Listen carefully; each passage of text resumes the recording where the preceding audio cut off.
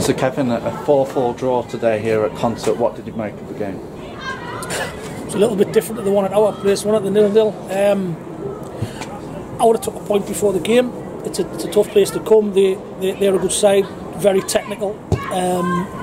They'll cause teams at this level serious problems. They're a good side. But I honestly think if we had kept 11 on the park, I think we would have won it. It certainly wasn't a game for the defenders, was it? No, well, I think on our part, James, I think some of the goals we conceded were individual mistakes. Obviously, Andy's held his hands up to the one that's their third one, I think it is. But if you look back and analyse the game, we've had to work for ours, whereas I think a couple of theirs were our individual errors. But that's our fault, that's our problem. But I would have took a point before the game, so happy with it all in all. And you led twice. You went 3-2 up very early into the second half after being 2-1 down at half time. Yeah. Do you feel very unlucky not to win the game? I do. I think, like I'd say, the game obviously changed on the red card with about 15 minutes to go. I think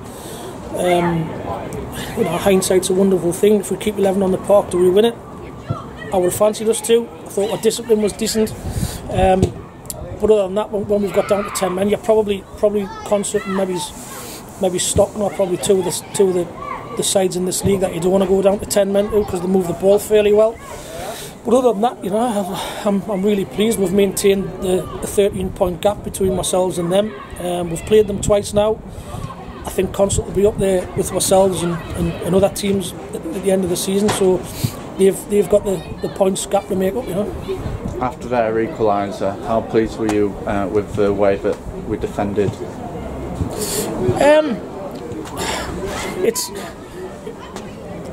It's a bit frustrating at times because, like I had said, a couple of their goals were individual errors. But what I will say is we had an honest conversation at half time. I was a little bit disappointed with us in the first half. I thought we lacked a little bit of belief. We didn't come here, like I say, that's top of the league. But in the second half, I think we showed a bit of character amongst ourselves, and the lads responded fantastically well in the second half. And I keep going back to the same point. I think if we keep 11 men on the pitch, I think we win the game. And I have to say this, by the way, I think Louis is unbelievably unlucky. I think he's not even making a tackle on the kid. He's just trying to get the other side of him. And because he's touched him, trying to get the other side of him, when he hasn't even attempted to touch him, I don't think the referee's seen that. And obviously he's just seen it as a foul. And I mean, the lad's devastated in there. He's apologised to me and all of his teammates. And I've just said, listen, I think if I think you've let me down, I'd let you know. But I don't think he has. I just think he's been unbelievably unlucky.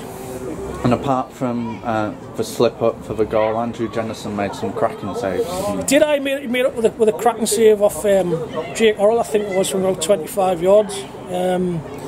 Obviously Andy will just remember his mistakes, like a lot of people will, and obviously he's held his hands up in there and said he's had a howler for the third one. But it's just one of them, he's made a cracking save to keep the score, to get a draw basically at the end of the day, And as for Jack Robson's goal, that was a great goal, wasn't it? Please, it's on camera, to be fair, because the kid's got that in his locker. His first touch is excellent. It's taken him away from goal slightly, but he's just hit one on the volley. As soon as he's hit it, I knew it was in. And like I had said, Jack's capable of that, and great finish. Goal of the day, if I'm honest.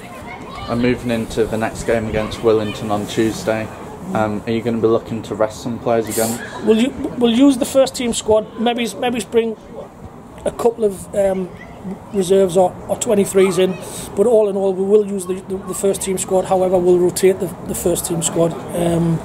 The winners get Sunderland away, but it would be nice to play a pro club. That's the prize on offer. So we'll go there strong. But it's key that we give a couple of rest as well, because obviously next Saturday we've got the Vars game against RCA.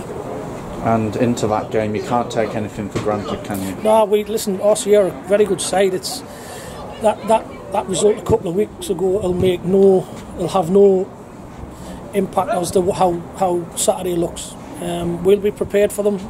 They're a good side, and it'll be a very, very difficult game. But it's just the way the fixtures have felt. We've played them a couple of weeks ago, last week, and then obviously we've got them next week in the Vars, and I think their game was off the day, but I'm led to believe they play on Monday night. So they've got a midweeker, we've got a midweeker.